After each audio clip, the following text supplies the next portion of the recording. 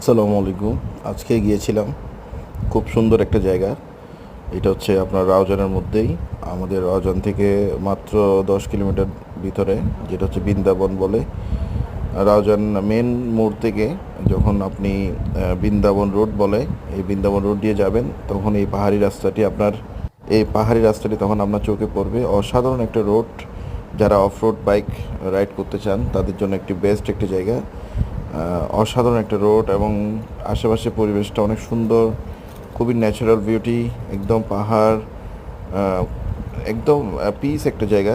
Of road biking যারা পছন্দ করেন তারা এই রোডে আসতে পারেন এবং উপভোগ করতে পারেন পাহাড়ের সৌন্দর্য। খুব অল্প সময়েই আপনি ঘুরে আসতে পারেন।